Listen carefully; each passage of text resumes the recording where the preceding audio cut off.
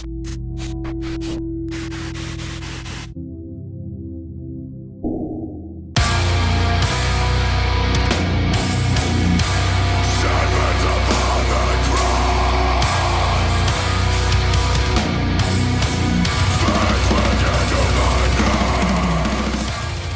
J from The Art is Murder.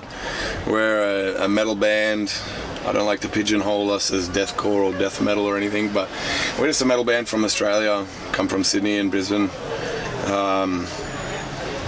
We just want to write like the most heaviest, brutalest music that we can, that we enjoy playing.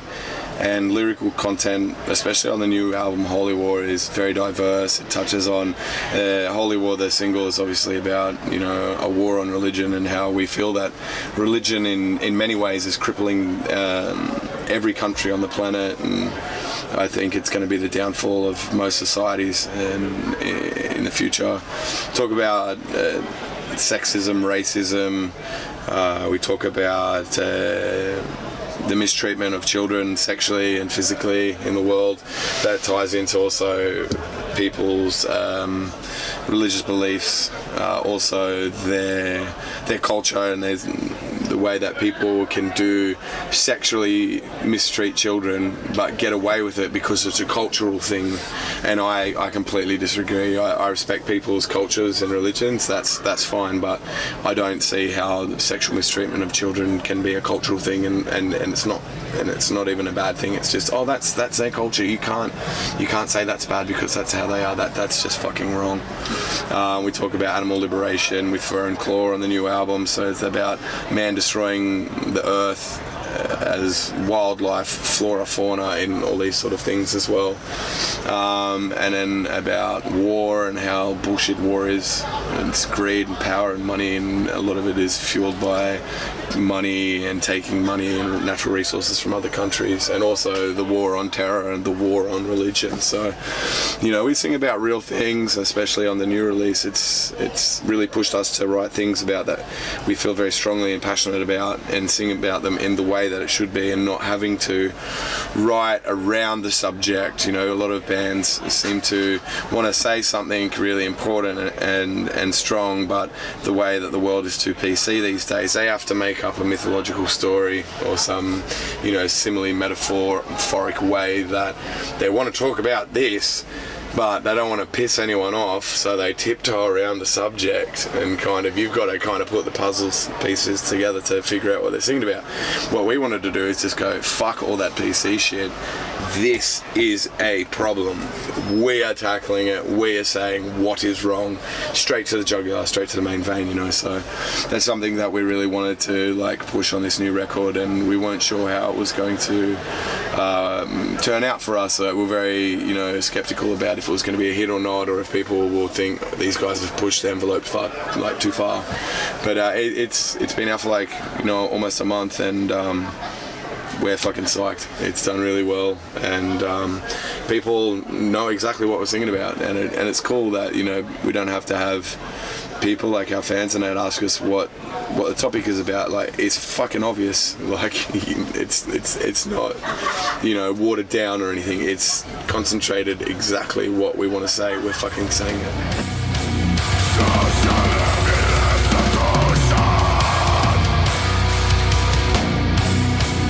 Not yet. We did anticipate, you know, certain groups of people that may find out what we're doing and then view it in the wrong way.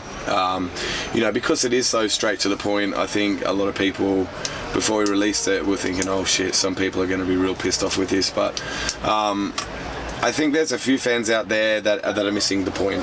You know, like, they come up to us and say some ignorant shit about especially about the single Holy War, and they kind of get it, but they're not. And it was like an American thing as well. Like, in the video clip and in the song, like, a lot of people are coming up to us and saying, oh yeah, you know, fuck Islam, you know, it's awesome you're singing about that. I'm like, it's not just them, mate. Like, we're talking about like how your government is mistreating these Islamic people in Guantanamo Bay as just as much as we're talking about what we believe is certain like minorities of the Islamic faith are portrayed, and this small minority of Islamic believers are destroying it for the kind-hearted, good-hearted Islamic people.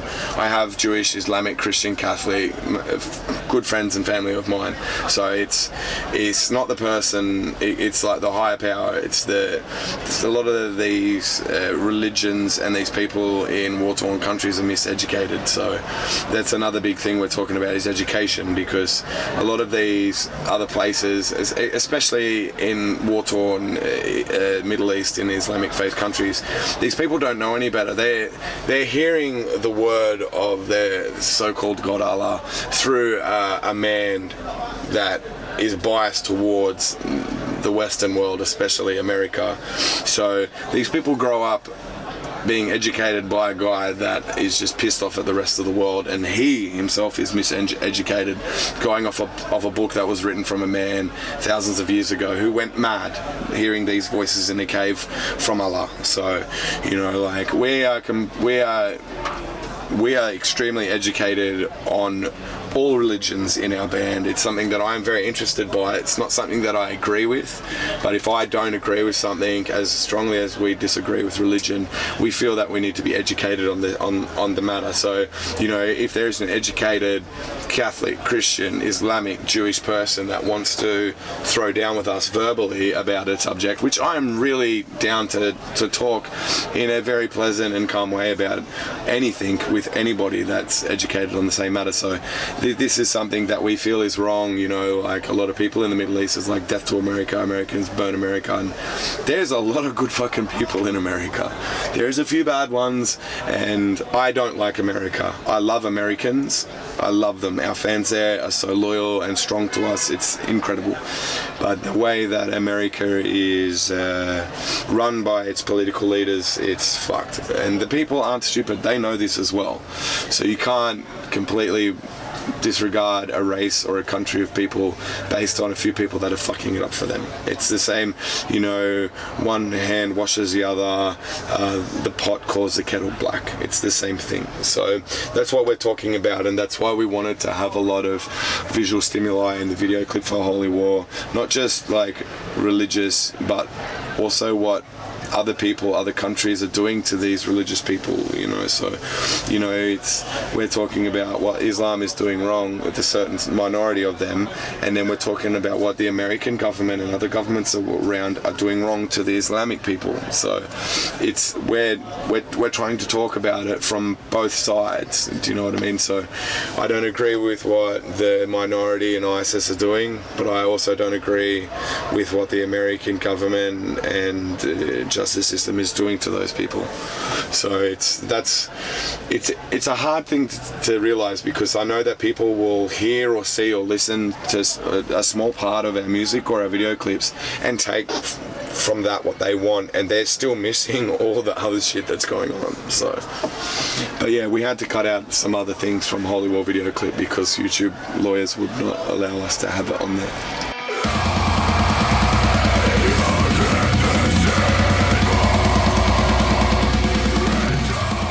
It was a deliberate move from our part. Like, we're easygoing, pretty casual dudes, but at the same time, we're extremely intelligent when we want to be. We knew it would be controversial. I still don't see the point of why it is controversial. We used a blonde-haired Anglo-Saxon Caucasian 8-year-old boy who's a friend of, or is the son of a good friend of the band's from back in Brisbane, and we deliberately did that because it's not just Islamic suicide bombers in the world. There's a lot of child suicide bombers in South Africa, both black, both white, that are suicide bombers for political reasons and not even religious reasons. And, you know, we wanted, you know, the whole veil being white purity as a child also ties into Catholicism. So I really don't understand why it pissed that many people off. It's a real thing. This thing happens every day around the world, and everybody fucking knows it. So I don't understand why these like Best Buy and all the CD distributors and the stores that sell our CDs would not stock them because of that. So all we did was the layout of the CD with the digipack. We just swapped the prints on the fold-ins. So what you can do is you'll just have the close-up of the face with Holy War on the front, and then you take that back, and then it's the original Suicide Bomber. So all you have to do is take it out of the plastic, take this up, put that down, and put that over top. There's your original CD. On the news and in the papers in Australia, like, people were calling us fucking racist. I'm like, how are we racist? It's a white, blonde-haired, blue-eyed kid, and religion is not a race. It's a faith that anybody can choose. I'm sure English white boys and Australian white boys, which has happened, have left our countries to go to the Middle East and become suicide bombers and fight for ISIS. So it doesn't matter where you're born or what your ethnic background is, you choose your religion. Some people, they unfortunately they have their religion and their faith chosen for them. But these days, it doesn't matter where you come from. You can be whatever you want to be, you know. So, you know, all that shit that went down in London, those guys that stabbed that guy to death, like, they were born here. They were born in England. They've never fucking been to the Middle East, and they only converted to Islam like within a few short years before this murder went down. And the English boy is born and bred. So, you know, that's like a thing. Like, it's a miseducation thing. People are calling us racist. We have songs about anti-racism. Like, it just doesn't make sense for us, and like, we're having like an interview battle via emails with these Australian, you know, journalists that are getting paid 200-300 grand a year to write news stories, and their facts are completely fucking wrong, and their view on this whole thing is wrong, and they're trying to make us out to be the bad guys, and they're the uneducated, foolish, stupid guys in the whole thing. So our guitarist just ripped them a new asshole in their interview. I've read the newspaper article. I don't even know why they pressed it, because it just makes them look like fucking idiots. And it's only worked to our favour, really. Like, we got number 6 on the pop charts in Australia, and we're a death metal band singing about some fucking serious shit, and it's mind-blowing. Like, you know, we're going to get invited to do the ARIA Charts Awards, which we're never going to go to. I fucking hate the music industry. I think it's a joke. I respect the talent and the musicians within the industry and the artists, but other than that, it's fucked.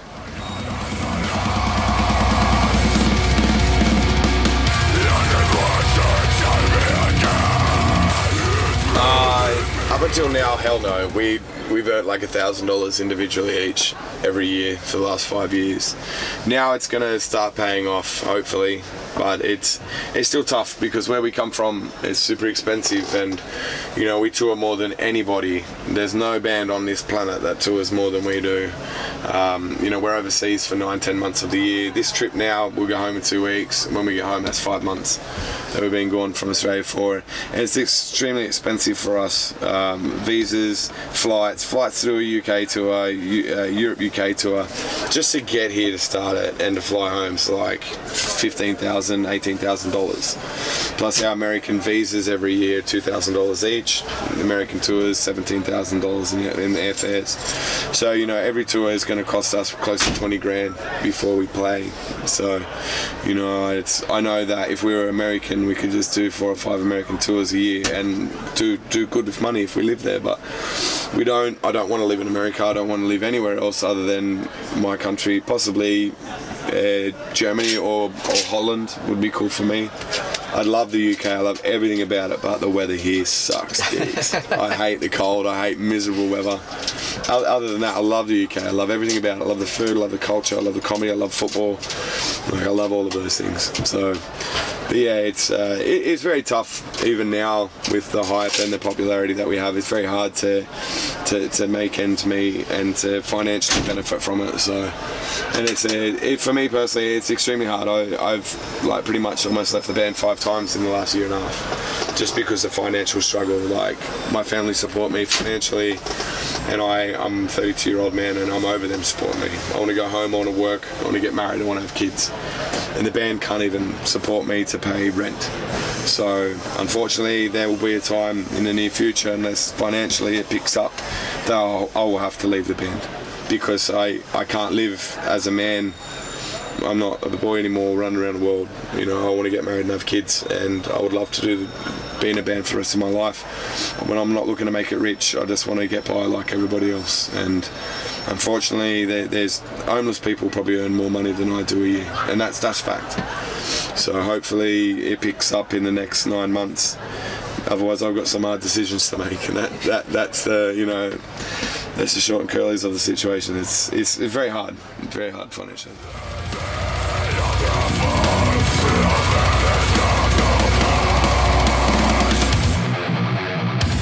I love it, man. That's the part that I love the most, is being on stage.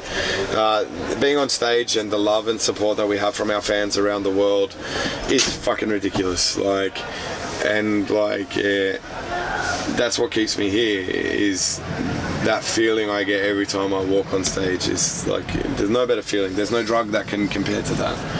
And like even now, all these dudes are just looking through the window, and there's been people sitting here for 6 hours.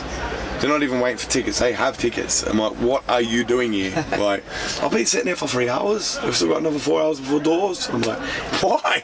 Why? I want to meet you. I'm like, I'm just a dude. I'm no different to anybody until I walk onto that stage. Then that's when I'm special. When I walk off stage, I'm still just a dude.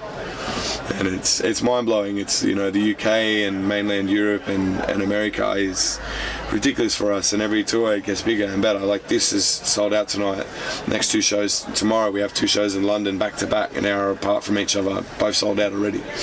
And it's amazing, to see that love and support from our fans, and it's what keeps me here, unfortunately. But if I could financially benefit from the love and support from our fans, I would be a rich man. I would be very rich, and I would never have a financial worry in my life again. But unfortunately, their love and their support it can't keep me here financially at the moment. So I just want to give it my all for a little bit longer and hope it fucking pays off.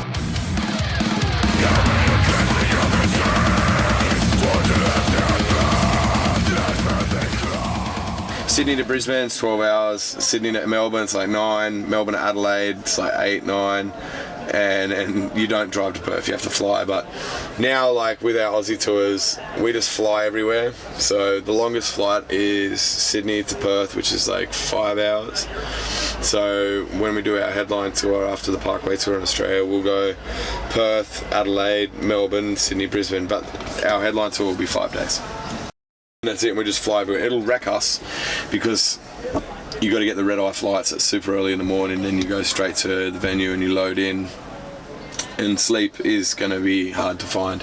But Australian tours are quite easy. We have a truck, and our crew drive the truck with all of our gear between the cities, so those guys have a shit time driving. But we'll just go to a hotel, sleep for a few hours, wake up and go straight to the airport and fly. But we've done countless tours in Australia, 12, 14 tours driving in a van, and it sucks. And the drives are shorter because you're playing rural dates in between the major cities as well, which is kind of cool. But sometimes you can play in front of 12 people, and that does get tough. But now that the band is developed and we know what we're worth, we have buses, we have crew, we have tour managers and drivers now. This is the worst thing that we tour in these days, and we have beds, we have a TV, we have a fridge, we have a driver, we have crew. It's awesome, so this is as bad as it's going to get from now on. And usually we're in full coaches, full buses. In America we have our own bandwagon or bus, so it's just us and our crew, and we have 800 satellite channel TV and fridges and cooking things, toilets and showers, and and it's cool. We get to sleep, we get to rest, we stay clean and we stay fed. So the travelling side of things now is awesome. It's cool as fuck. So you can't complain about any of that. It's we love doing what we're doing, and now we're travelling a little bit better in style, and so we're happy, man.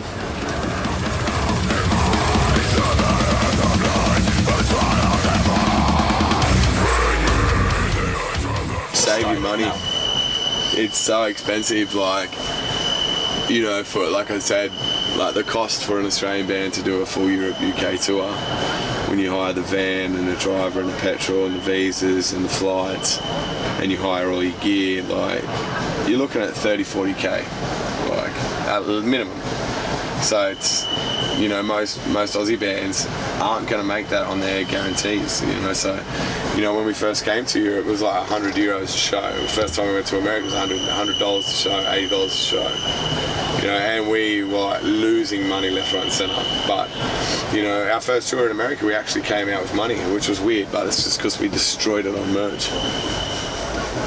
But, you know, it's tough, man. It really is tough financially. Other than that, it's great. You know, we get along, we're not fighting.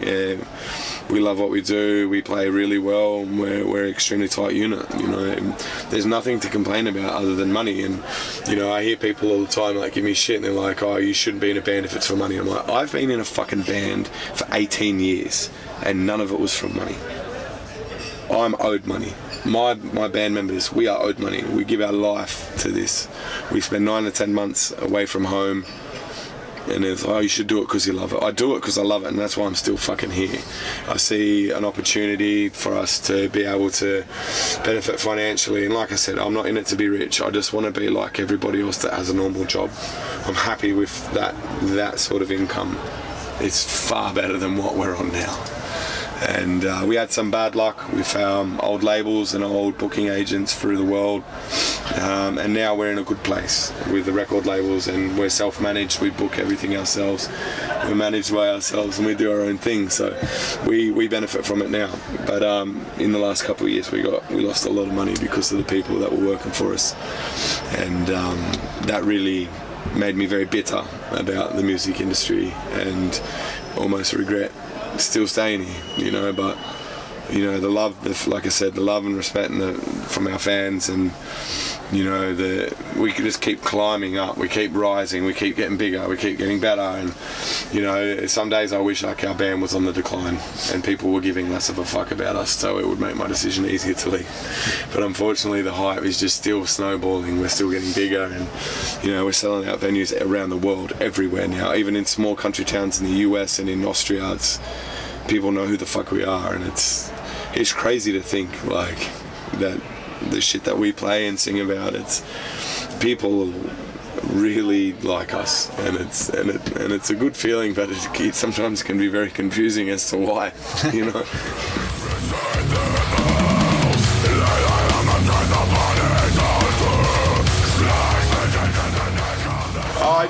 I've been classically trained from like a child. I sang in choirs and did like basic operatic stuff during like early high school.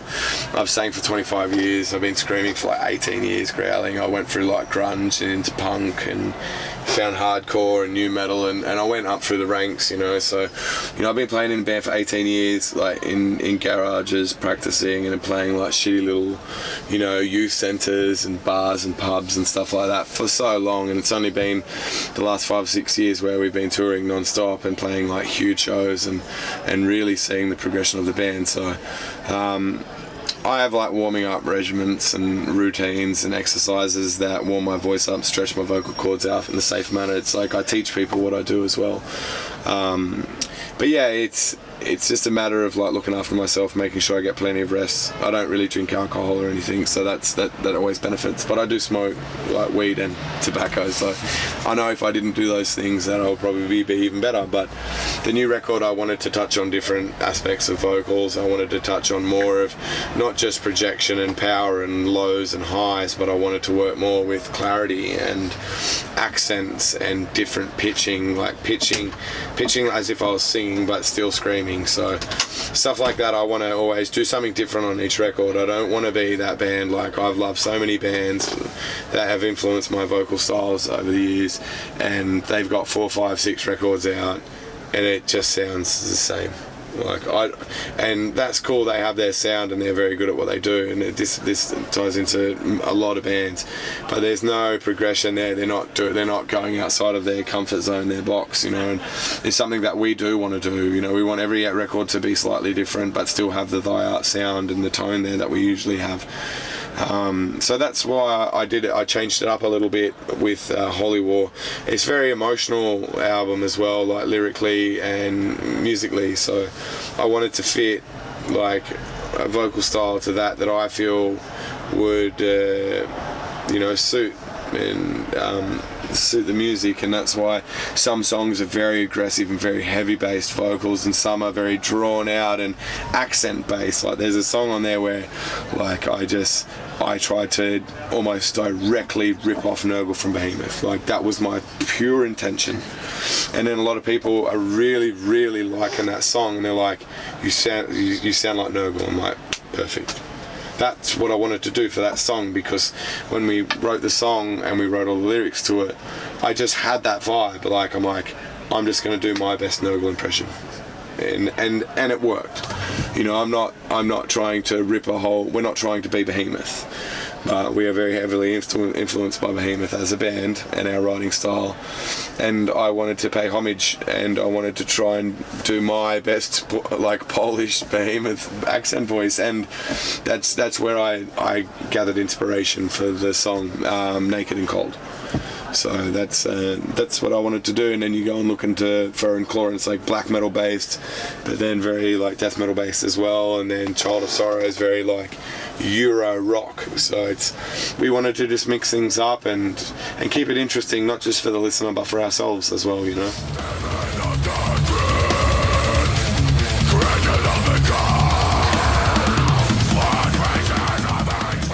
My goal is to be the biggest thing in metal. I feel that there's a lot of bands above us that don't deserve to be there. Just like, with respect, I think that we have the capability, the talent, the drive, and the respect for the bands and our fans and everybody included. We will get to the top. We will be number one. I feel that we deserve it. Not because I feel that I'm owed it, but I've seen so many bands live that don't even play live. It's all on a CD and they're just fucking miming. And some of these bands are my friends' bands, and it pisses me off, and I don't want to say anything to them because they're my friends. And I believe there's a lot of bands in the scene that they've had their time in the sun, and now it's time for them to step down, and it's time for us to take over. I want to be the dude that headlines Coco. And I know that we're worth that. I know we have the support from our fans that we can do that, and we've worked our asses off. We have an amazing record that's just come out, and it's fresh, it's to the point, and I know that we will be number one if we stay here long enough, but I just don't know how long it's going to take, you know. And you know, it's I know that we can get there, and I have every ounce of faith in me that we can do it with our fans, with the support of our crew and other bands helping us push it.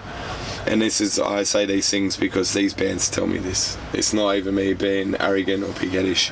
I have some of the world's biggest bands, even like not in our style, that are obsessed with our bands, like pop bands and bands that are proper rock stars, that are proper millionaires, and they tell us all these things. And that's another reason why I'm here, is because I have idols of mine that idolise my band and give us these, you know, these kind words a lot. And it's frustrating because I hear it so much from these people that I respect, and I know that that's where we're heading, and it's only a matter of time before we get there. And as long as the people that work for us are doing the right thing from now on, I think that we'll get there soon.